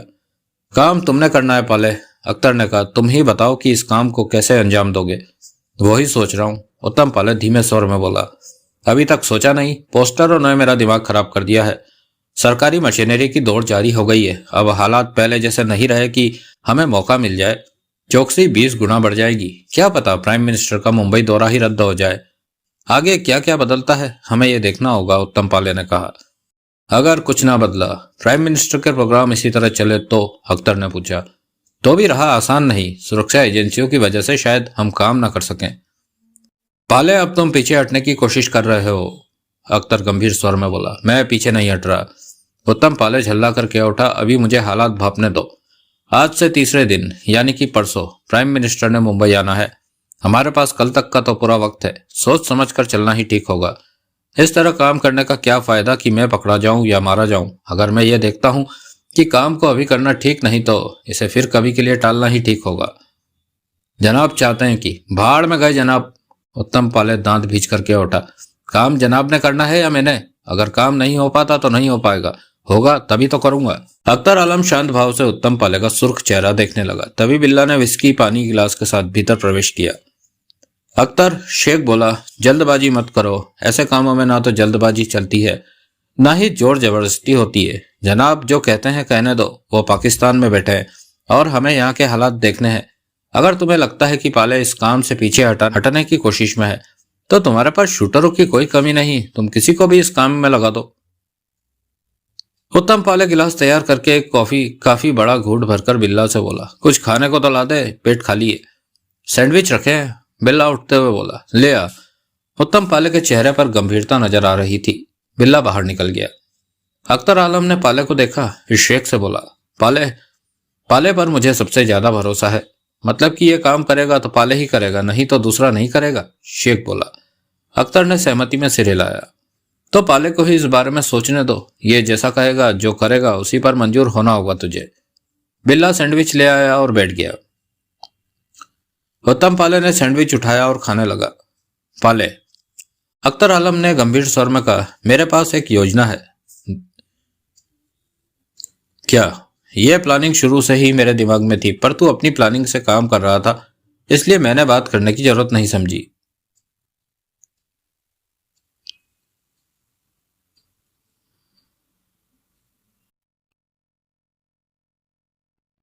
उत्तम पाले ने गर्दन घुमाकर अख्तर को देखा।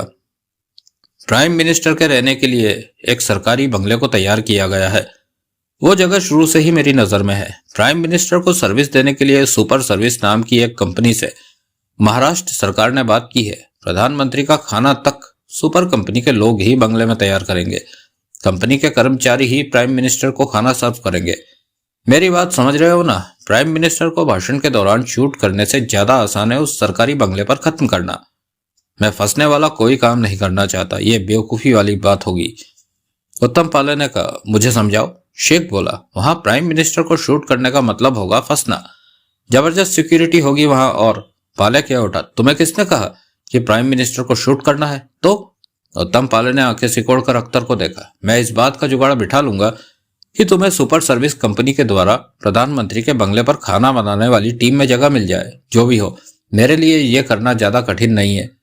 तुम उस टीम का मेंबर बन सको, इसके लिए मैं मोटी से मोटी रकम लगा सकता हूँ। यह बात मुझ पर छोड़ दो। प्राइम मिनिस्टर 4 दिन के लिए मुंबई आ रहे हैं, 18, 19, 20 और 21। 18 को एयरपोर्ट से सीधे गांधी मैदान पहुंचकर भाषण देंगे और रात को उसी सरकारी बंगले पर पहुंचकर डिनर लेंगे। ये मुंबई में उनका पहला डिनर होगा। उसके बाद 19 और अगले 2 दिन भी मेरे ख्याल में प्राइम मिनिस्टर ब्रेकफास्ट और डिनर ही लेंगे। लंच किसी भी दिन नहीं किया जाएगा मेरे विचार से, क्योंकि प्रधानमंत्री अपने कामों में व्यस्त होंगे दिन भर। हर रात उनका भाषण होगा। ऐसे में देर रात को ही प्राइम मिनिस्टर डिनर लेंगे। क्या तुम प्राइम मिनिस्टर के किसी दिन के ब्रेकफास्ट या डिनर में जहर नहीं मिला सकते? शेख एकाएक सतर्क दिखने लगा। बिल्ला की निगाह उत्तम पाले पर जा टिकी। उत्तम पाले अख्तर को देख रहा था।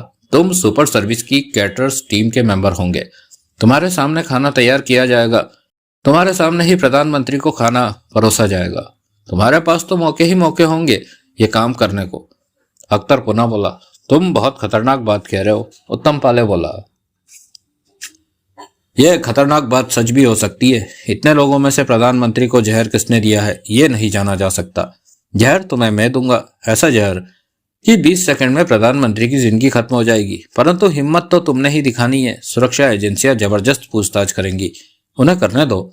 इस बीच तुम्हें जब भी मौका मिले वहां से निकल जाना और मैं तुम्हें पाकिस्तान पहुंचा दूंगा। अख्तर ने गंभीर स्वर में कहा, यह सब इतना आसान नहीं है जितना आसानी से तुम कह रहे हो। उत्तम पाले ने कहा, इसमें हर कदम पर खतरे हैं, लेकिन प्राइम मिनिस्टर का मर्डर करने का यह सबसे सुरक्षित रास्ता है। कोई जरूरी तो नहीं बाद में मैं बच जाऊं। कोई भी ताड़ सकता है कि यह काम मैंने किया है। मैं इसका भी कोई इंतजाम कर लूंगा कि प्राइम मिनिस्टर के मर्डर के बाद तुम फौरन वहां से निकल सको। कैसा इंतजाम? जिनकी ड्यूटी प्राइम मिनिस्टर के उस बंगले पर होगी उनमें से किसी अधिकारी को मैं खरीद लूंगा। पैसा मेरे पास है और बिकने वालों की कोई कमी नहीं है। ये मेरा काम है। तुम वहां से निकल जाओगे। अख्तर ने विश्वास भरे स्वर में कहा, अगर तुमने मुझे वहीं मरने दिया तो? उत्तम पाले ने घूंट भरा, यह तुम्हारी समझ पर है। क्या मैं तुम्हारे साथ ऐसा कर सकता हूं? अख्तर गंभीर था। उत्तम पाले कुछ नहीं बोला। तुम ही बताओ शेख। अख्तर ने शेख को देखा। मेरी योजना में कोई बुराई है? इसका फैसला तो पाले को ही लेना है। फिर भी मेरा ख्याल है कि योजना बुरी नहीं, अगर पाले वहां ठीक काम कर देता है तो। मुझे यह बात पसंद आई, बिल्ला सिर हिलाकर बोला। सोचने दो, इतनी जल्दी मेरे लिए फैसला ले लेना ठीक नहीं होगा। उत्तम पाले ने गंभीर स्वर में कहा, शाम तक मुझे बना, क्योंकि मुझे सुपर सर्विस नाम की उस कंपनी में भी जुगाड़ बिठानी है। उसके बाद यह पता करना है कि प्रधानमंत्री वाले उस बंगले पर किन किन सुरक्षा एजेंसियों की ड्यूटी है। उनमें से ऐसे इंसान को छांटना है जो प्राइम मिनिस्टर के मर्डर के बाद तुम्हें वहां से सुरक्षित बाहर निकाल दे। मेरे पास भी काम है। अख्तर बोला, तुम जिस ढंग से प्राइम मिनिस्टर का मर्डर करने जा रहे थे वो रास्ता अब सुरक्षित नहीं रहा। पोस्टरों ने तुम्हारी वो राह बेहद कठिन कर दी है, परंतु मेरी बताई राह आसान है। कोई सोच भी नहीं सकता कि सरकारी बंगले पर ही प्रधानमंत्री को खाने में जहर दिया जा सकता है। प्रधानमंत्री के बंगले पर पहुंचने के बाद सब निश्चिंत होंगे कि आज का दिन ठीक से बीत गया। मुझे जिस तरह का खाना बनाना आता है वो वहां नहीं चलने वाला। उत्तम पाले मुस्कुरा कर बोला, वो मुझ पर छोड़ दो, इस बारे में कोई रास्ता निकाल लूंगा। अख्तर आलम ने गंभीर स्वर में कहा, शाम को जवाब दूंगा। उत्तम पाले ने सोच भरे स्वर में कहा, तुमने मुझे उलझन में डाल दिया है। शाम 5 बजे उत्तम पाले ने खाना खाया। बिल्ला ने उसकी जरूरत का पूरा ध्यान रखा। अख्तर तो तभी चला गया था। बोतल इस वक्त आधी से ज्यादा खाली थी। उत्तम पाले तब से ही सोचों में फंसा दिख रहा था। तभी बिल्ला ने भीतर प्रवेश किया। वो अपने लिए चाय बना लाया था। कुर्सी पर बैठते हुए उसने चाय का घूंट भरा कि उत्तम पाले बोला, हसन कहाँ है? दूसरे कमरे में शेख और वो बातें कर रहे हैं, बिल्ला ने कहा। हसन को बोला। बिल्ला बाहर निकल गया। मिनट भर में ही हसन और शेख ने भीतर प्रवेश किया। हसन 35 बरस का लंबी नाक वाला व्यक्ति था। कद कुछ लंबा था। हाव भाव से वो फुर्तीला इंसान दिखता था। उसकी आंखें छोटी थी परंतु मक्कारी से भरी दिखती थी। वो कमीज पैंट पहने था। क्या बात है पाले? हसन बैठते हुए बोला, तेरा निशाना अब भी वैसा है या कच्चा हो गया है तू? उत्तम पाले ने पूछा। हसन सतर्क दिखने लगा। शेख कुर्सी पर बैठ गया। बिल्ला एक तरफ खड़ा चाय के घूंट भर रहा था। नजरें सब पर थी। वैसा ही है, अभी कहाँ कच्चा हो गया मैं? हसन बोला, काम करेगा? हसन ने हाँ में सिर हिलाया। मैं अपना काम तेरे को दे रहा हूँ। प्राइम मिनिस्टर के मर्डर का? हसन के होठों से निकला। हाँ, जो तेरे को मिलता है वो तो मिलता रहेगा। काम होने पर 1 करोड़ और मिलेगा। शेख की नजर उत्तम पाले पर टिकी थी। तू क्यों छोड़ रहा है ये काम? हसन के माथे पर बल दिखने लगे। तू मेरे से अच्छा शूटर है। तेरे को पता है ये काम करना जरूरी है। हाँ, इस वास्ते ये काम डबल प्लान के तहत किया जाएगा। मैं दूसरे प्लान पर काम करूंगा। अगर तू कामयाब हो जाता है तो फिर मुझे काम नहीं करना पड़ेगा। पहला मौका तेरे को मिलेगा प्राइम मिनिस्टर को शूट करने का। हसन के चेहरे पर सोच के भाव उभरे। उत्तम पाले उसे देखता रहा। शेख ने बिल्ला के चेहरे पर नजर मारी। प्राइम मिनिस्टर परसों मुंबई आ रहा है? हसन कह उठा। हाँ, तेरे को परसों काम करना है। कल का दिन बचा है, इतनी जल्दी में ये सब संभाल सकता हूँ? हसन ने कहा। वो सब बताने को मैं हूं। मैं तेरे को रास्ता बताऊंगा। जो जगह तूने चुनी थी वहां तो क्राइम ब्रांच वाले पहुंच। एक जगह और है मेरे पास। मैंने जब 3 जगह देखी थी जिनमें से 2 जगह मुझे पसंद आ गई थी। उनमें से एक चुनी थी मैंने। तेरे को लगता है काम हो जाएगा? हो तो जाना चाहिए, उत्तम पाले ने गंभीर स्वर में कहा। मुंबई भर में पोस्टर लगने की वजह से अब सरकार की तरफ से सुरक्षा और सख्त हो जाएगी। सुरक्षा जितनी सख्त होगी वो लोग उतने ही निश्चिंत रहेंगे कि परिंदा भी पर नहीं मार सकता। उनका यही आत्मविश्वास उनको ले डूबेगा। तेरे को बहुत सतर्क रहना होगा। तब तेरे आसपास हमारे 30 लोग होंगे जो काम होने के बाद तुझे वहां से निकाल लेंगे। मेरे पर भी ये प्लान चल रहा था। सब कुछ सुरक्षित रहेगा। हाँ, पर तेरे को हर हाल में प्राइम मिनिस्टर को शूट करना है। निशाना चूके नहीं। काम पूरा कर दूंगा पाले। हसन ने विश्वास भरे स्वर में कहा, किसी इतने बड़े आदमी की हत्या मैं पहली बार करूंगा। बड़ा मत समझ प्राइम मिनिस्टर को, छोटा समझ। इससे दिमाग पर बोझ नहीं पड़ेगा। वक्त कम है। मेरे को वो जगह देखनी होगी जहां से मैंने काम करना है। मेरे साथ अभी गांधी मैदान चल, दिखा देता हूं। मैंने उससे बात भी कर रखी है। उत्तम पाले ने गंभीर स्वर में कहा। फिर फोन निकालकर अख्तर को फोन किया। बात हो गई। अख्तर, मैं तुम्हारे फोन का इंतजार कर रहा था। मैं तुम्हारी प्लानिंग पर काम करने को तैयार हूं। अच्छी खबर दी तुमने, पर मेरी प्लानिंग रुकेगी नहीं। उस पर हसन काम करेगा, उत्तम पाले ने कहा। मैं अभी हसन से बात हो गई है मेरी। वो मेरे सामने बैठा है। इसने काम कर दिया तो 1 करोड़ इसे देना है। हसन से मेरी बात कराओ। उत्तम पाले ने हसन को फोन दिया। अख्तर और हसन 3 मिनट तक फोन पर बात करते रहे। फिर फोन उत्तम पाले के पास आ गया। तुमने हसन को जो समझाना है समझा दो। इधर मैं तुम्हारे लिए कोई रास्ता निकालता हूं कि तुम उस सरकारी बंगले की शेफ टीम में शामिल हो सको जहां प्रधानमंत्री ठहरने वाले हैं। अख्तर ने दूसरी तरफ से कहा। हो सकता है इन सब की जरूरत ही ना पड़े, हसन ही कामयाब हो जाए। उत्तम पाले ने कहा, पर मुझे तो अपनी तैयारी रखनी ही है। उत्तम पाले ने फोन बंद किया और उठ खड़ा हुआ। तुम किस योजना पर काम कर रहे हो? हसन ने पूछा। रहने दो, शेख के उठा। ये मत पूछो, ये अख्तर की योजना है। मेरे साथ चलो हसन, मैं तुम्हें सब कुछ दिखा देना बता देना चाहता हूँ। उत्तम पाले बोला। हसन उठ खड़ा हुआ। मैं भी साथ चलूं? शेख बोला। उत्तम पाले ने इनकार में सिर हिला दिया। उत्तम पाले और हसन पुरानी सी सीढ़ियां चढ़कर पहली मंजिल पर पहुंचे। यह पहली मंजिल है, हमें दूसरी मंजिल पर जाना है। उत्तम पाले आगे की सीढ़ियां चढ़ते क्या उठा। हम किसके पास जा रहे हैं? हसन ने पूछा, जो कि उसके पीछे सीढ़ियां चढ़ रहा था। दूसरी मंजिल पर बने एक कमरे में 40 बरस का आदमी रहता है। जब मैं गांधी मैदान के आसपास जगह ढूंढ रहा था अपने काम के लिए तो इससे भी मिला था। तब इससे कहा था कि अगर वो अपना कमरा 3 दिन के लिए मुझे दे दे तो हर दिन 1 लाख के हिसाब से 3 लाख दूंगा। मेरी बात सुनकर वो फौरन तैयार हो गया कि 3 दिन के लिए अपनी बहन के घर रहने चला जाएगा, परंतु मुझे इससे बेहतर जगह मिल गई तो दोबारा मैं यहाँ नहीं आया। वो आदमी करता क्या है? कुछ नहीं, मुझे तो उसने यही बताया था। दोनों दूसरी मंजिल पर आ पहुंचे थे। दोनों तरफ एक एक कमरे का एक एक दरवाजा था, यानी कि आमने सामने। उत्तम पाले ने बाईं तरफ वाला दरवाजा थपथपाया। उसी पल दरवाजा खुला, जैसे भीतर कोई थपथपाने का ही इंतजार कर रहा था। खोलने वाला 40 बरस का व्यक्ति था, जिसने पायजामा और बनियान पहन रखा था। उत्तम पाले पर नजर पड़ते ही उसकी आंखें चमक उठी। तुम? उसके होठों से निकला। मैं हर रोज तुम्हारे आने का इंतजार करता हूँ। स्वर में शिकायत के भाव थे। मैं जरा व्यस्त हो गया था, इसलिए नहीं आ सका। हटो। वो कमरे के भीतर आ गया। उत्तम पाले और हसन भीतर प्रवेश कर गए। तुम अभी भी 3 लाख में 3 दिन के लिए मेरा कमरा लेना चाहते हो ना? वो बेचैनी से कह उठा। हाँ, मैं तो जमीन जायदाद का दलाल हूँ। ये साहब। पाले ने हसन की तरफ इशारा किया। कमरा लेंगे, देखने आए हैं। देख लो, देख लो। कमरे में एक फोल्डिंग 2 कुर्सी और जरूरत का अन्य सामान रखा था, साथ लगी किचन और बाथरूम। उत्तम पाले उस दरवाजे की तरफ बढ़ गया जो छोटी सी बालकनी में खुलता था। उस दरवाजे को खोला तो ठीक सामने, परंतु दूर गांधी मैदान का नजारा दिखा। शाम हो चुकी थी। गांधी मैदान में लाइट जल रही थी। लेबर के लोग अपनी तैयारियों में जुटे दिख रहे थे। मंच पर भी काम चल रहा था। पहले उत्तम पाले ने जो 5वीं मंजिल वाला कमरा चुना था उसमें स्टेज दाईं तरफ के सामने और करीब पड़ता था, लेकिन इस कमरे से स्टेज बिल्कुल सामने और दूर था। बीच में तारे बल्लियां भी आ रही थी। स्टेज पर किसी को शूट करने के लिए लोकेशन काम चलाऊ थी। निशाना लेने वालों को बहुत सावधानी की जरूरत थी। उत्तम पाले गंभीर भाव से स्टेज की तरफ देख रहा था। हसन पीछे आ गया तो उत्तम पाले दरवाजे से हटता बोला, अच्छी तरह देख लो सब कुछ। हसन बालकनी में खड़ा हो गया, बाहर देखने लगा। तभी वो आदमी क्या उठा, एक बात पूछूं, नाराज तो नहीं होंगे साहब जी? क्या 3 दिन के लिए 3 लाख दे रहे हैं, पर कमरे का करेंगे क्या? तुम्हें पता है परसों प्राइम मिनिस्टर साहब का सामने भाषण होने वाला है। उत्तम पाले बोला, हाँ, ये साहब बहुत बड़े विदेशी चैनल में से हैं और यहाँ से प्राइम मिनिस्टर सारे प्रोग्राम को कैमरे में कैद करेंगे। समझा? समझा। 5 मिनट बाद हसन पलटा। चेहरे पर गंभीरता थी। उत्तम पाले ने उसे देखा। हसन ने सहमति से सिर हिला दिया। उत्तम पाले उस आदमी की तरफ पलटकर बोला, क्या तुम अभी कमरा खाली करने को तैयार हो? हाँ, मैं अपनी बहन के घर चला जाऊंगा 3 दिन के लिए। उसकी आंखों की चमक बढ़ गई। 3 दिन से पहले तुम यहाँ नहीं आओगे? नहीं आऊंगा साहब जी। तुमसे मिलने कौन कौन आता है? कंगले से मिलने कौन आएगा? वो ओले सहसा, ऐसे ही जिंदगी कट रही है। तुम ये बात किसी को नहीं बताओगे कि हमने 3 लाख में 3 दिन के लिए तुमसे कमरा? मैं क्यों बताऊंगा, ये तो भीतर की बात है, उसने फौरन कहा। उत्तम पाले ने जेब से 1000 की 3 गड्डियां निकालकर उसे दी। उसने फौरन थाम ली। कमरा खाली कर दो। वो आदमी 10 मिनट में एक पैंट कमीज थैले में डालकर वहां से चलता बना। उत्तम पाले ने उसे कह दिया था कि परसों के बाद अगली सुबह वह वापस आ सकता है, कमरा खुला मिलेगा उसे। अब उत्तम पाले और हसन ही वहां थे। स्टेज काफी दूर है यहाँ से। हसन बोला, हाँ, बीच में तारे और बल्लियां भी आ रही है। उत्तम पाले बोला, परसों गांधी मैदान के भीतर और बाहर हर तरफ पुलिस ही पुलिस और गुप्त एजेंसियों के लोग फैले होंगे।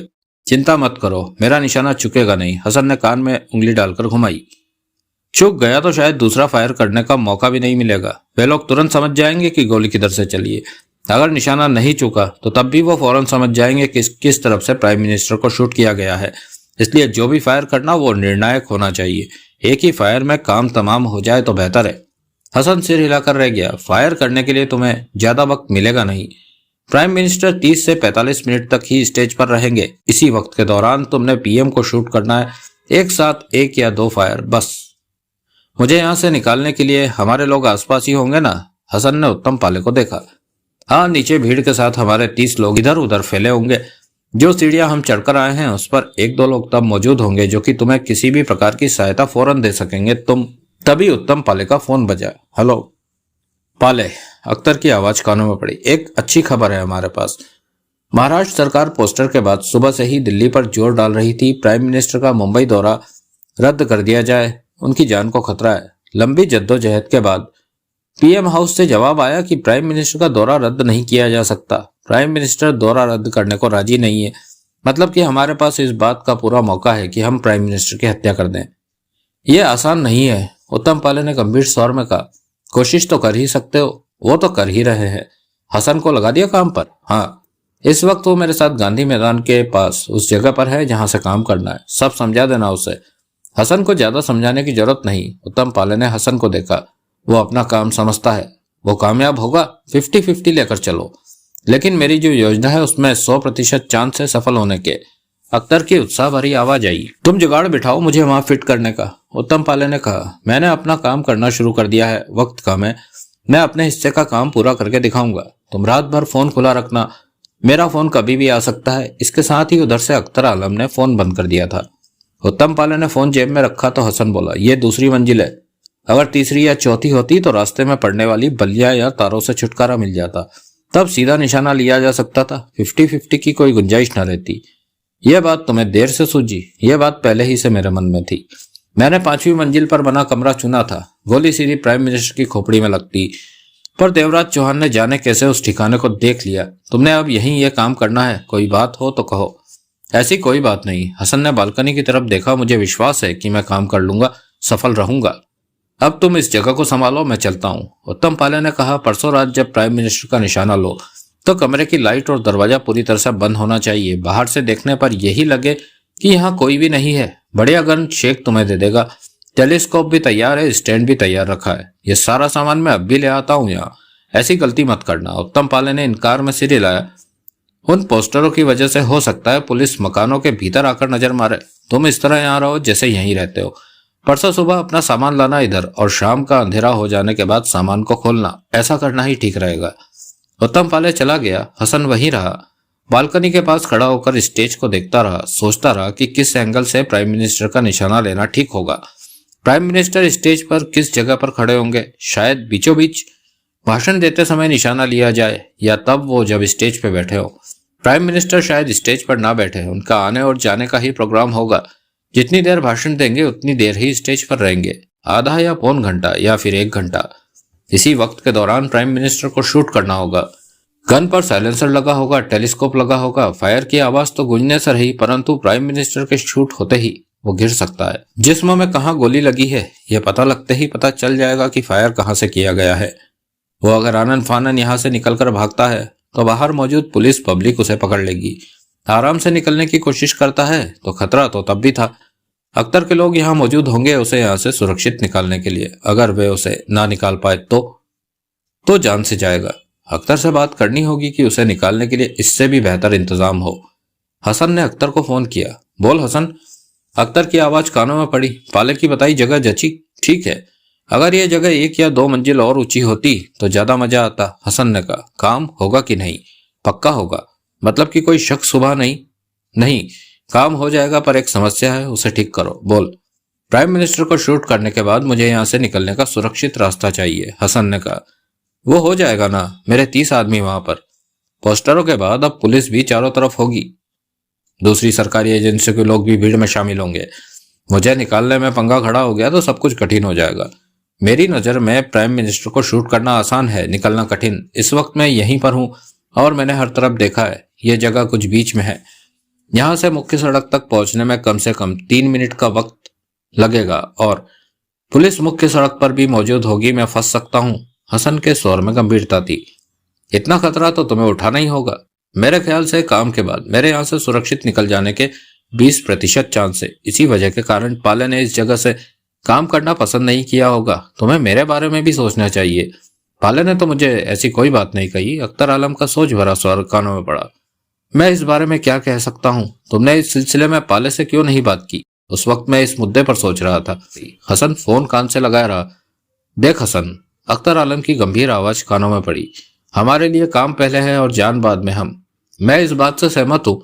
मैं काम करने से इनकार नहीं कर रहा। यहाँ से निकलने के बारे में ठीक है। काम के वक्त एक पुलिस वाला तेरे पास होगा और वो तुझे सुरक्षित वहां से निकाल देगा। पुलिस वाला?